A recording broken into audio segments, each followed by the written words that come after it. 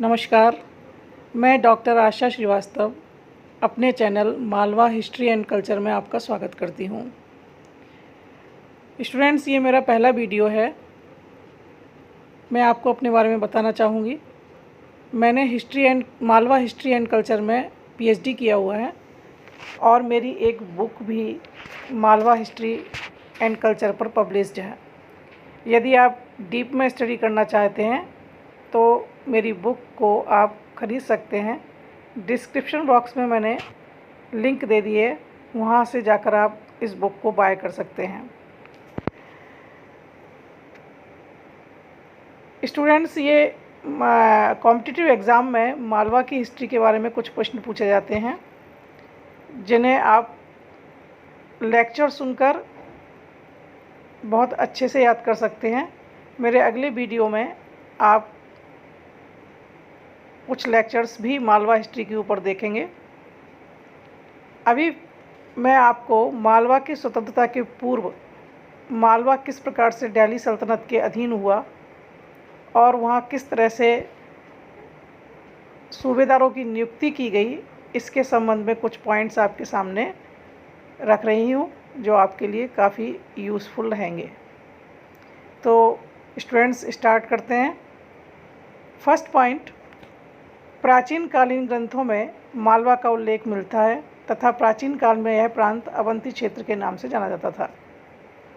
Number 2, बुद्धकालीन 16 महाजनपदों में भी अवंती महाजनपद के नाम से इसका उल्लेख मिलता है। नंबर 3, अलवर्णी मालवा के विभिन्न नगरों की दूरी के लिए जिस माप का प्रयोग करता था उसे फरस्का कहते थे। स्टूडेंट्स, फरस्का के संबंध में इतिहासकारों में विभिन्न मतभेद हैं, किंतु अंत में जाकर सभी इतिहासकार ये मानते हैं कि एक फरस्का बराबर 3 कोस के होता था। नंबर 4, मालवा भारत के मध्य में स्थित एक पठार है। इसके पश्चिम में गुजरात, पूर्व में बुंदेलखंड तथा दक्षिण में गोंडवाना राज्य स्थित है। यह सीमाएं मध्यकाल से ही चली आ रही थीं। यद्यपि भिन्न शासकों के समय इन सीमाओं में संकुचन एवं प्रसार होता रहा। नंबर 5, मालवा हमेशा दिल्ली सुल्तानों के लिए एक आकर्षण का केंद्र रहा, क्योंकि मालवा को दक्षिण का द्वार कहा जाता था। दक्षिण विजय के लिए मालवा को विजित करना अनिवार्य था।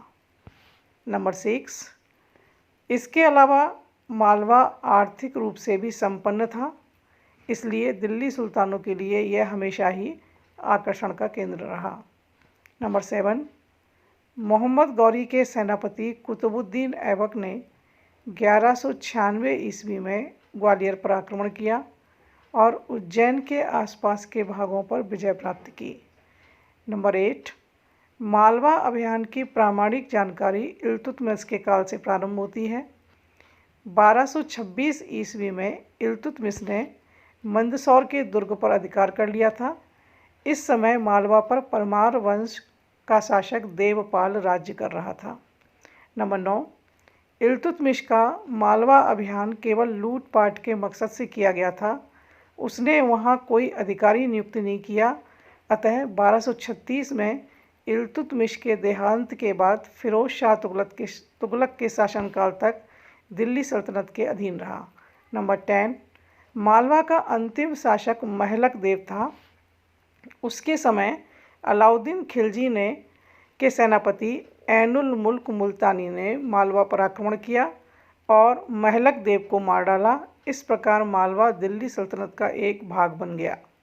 नंबर 11, ऐनुल मुल्क मुल्तानी ने मांडू पर अधिकार कर लिया और सुल्तान ने उसे वहां का सेनापति नियुक्त कर दिया। शीघ्र ही मुल्तानी ने धार, उज्जैन और चंदेरी पर अपना अधिकार कर लिया। नंबर 12, मुल्तानी को मालवा की लूट में एक दास जिसका नाम हसन था हाथ लगा, जिसे उसने सुल्तान को भेंट किया। यह एक योग्य व्यक्ति था, अतः सुल्तान ने इसे निजी दास के रूप में चुना और उसकी शिक्षा दीक्षा का प्रबंध किया। आगे चलकर यही दास खुसरो खां के नाम से खिलजी साम्राज्य का अंतिम शासक बना। नंबर 13, इस प्रकार 14वीं शताब्दी के प्रथम दशक में मालवा पर मुस्लिम विजय ने 500 वर्ष से स्थापित हिंदू राज्य का अंत कर दिया और इस वजह से दक्षिण विजय का मार्ग खुल गया। नंबर 14, इतिहासकार अमीर खुसरो लिखते हैं, मालवा की विजय दक्षिण विजय की कुंजी है। नंबर 15, इस प्रकार अलाउद्दीन खिलजी के समय मालवा का सूबेदार ऐनुल मुल्क मुल्तानी ने मालवा की स्थिति को मजबूत किया और धार को अपनी राजधानी बनाया। नंबर 16, 1319 में दास हसन खुसरो खां के नाम से दिल्ली की गद्दी पर बैठा, किंतु ऐनुल मुल्क ने चालाकी के साथ उसका साथ छोड़ दिया, जिससे वह पराजित हुआ और इस प्रकार दिल्ली सल्तनत से खिलजी राजवंश की सत्ता हमेशा के लिए समाप्त हो गई। इस युद्ध में मुल्तानी ने गाजी मलिक का साथ दिया। नंबर 17, 1320 ईस्वी में गाजी मलिक ने गयासुद्दीन तुगलक के नाम से दिल्ली की गद्दी पर बैठा और तुगलक वंश की स्थापना की। उसने मुल्तानी को मालवा में स्थायी कर दिया। नंबर 18, नसरुद्दीन तुगलक के बाद उसका पुत्र जूना खां मोहम्मद बिन तुगलक के नाम से 1325 ईस्वी में गद्दी पर बैठा। नंबर 19, मोहम्मद बिन तुगलक ने अपने गुरु कुतलुक खां को मालवा और देवगिरी का प्रांतपति शासक नियुक्त किया, किंतु कुतलुक खां वहां असफल रहा। नंबर 20, 1344-45 में कुतलुक खां को हटाकर अजीज खम्मार को मालवा का प्रतिनिधि शासक नियुक्त किया गया। नंबर 21, अजीज खम्मार के बाद मौलाना निजामुद्दीन को मालवा का प्रतिनिधि शासक नियुक्त किया गया। नंबर 22, 1351 में मोहम्मद तुगलक की मृत्यु हो गई। जब वह गद्दी पर बैठा था तब उसके अधीन 13 प्रांत थे और जब उसकी मृत्यु हुई तो उसके अधीन केवल 2 प्रांत मालवा और गुजरात रह गए थे। नंबर 23, मोहम्मद तुगलक के बाद उसका चचेरा भाई फिरोज शाह तुगलक गद्दी पर बैठा। इसके समय मालवा का प्रांतपति मौलाना निजामुद्दीन ही था, जो कि कुतलुक खां का छोटा भाई था। उसके शासनकाल में मालवा में शांति का वातावरण रहा, क्योंकि वह एक धार्मिक प्रवृत्ति का व्यक्ति था। नंबर 24, 1388 ईस्वी में फिरोज शाह तुगलक की मृत्यु हुई, किंतु इससे पूर्व 1387 में फिरोज शाह तुगलक ने अपने छोटे पुत्र राजकुमार मोहम्मद शाह को अपना प्रतिनिधि शासक नियुक्त कर दिया और शासन के अमीरों में दिलावर खां गौरी ने प्रारंभ से लेकर अंत तक मोहम्मद शाह का साथ दिया। 25, अतः इसी समय दिलावर खां गौरी की स्वामी भक्ति देखकर फिरोज शाह तुगलक ने दिलावर खां गौरी को मालवा का प्रतिनिधि शासक नियुक्त कर दिया और उसे खाने आजम की उपाधि दी।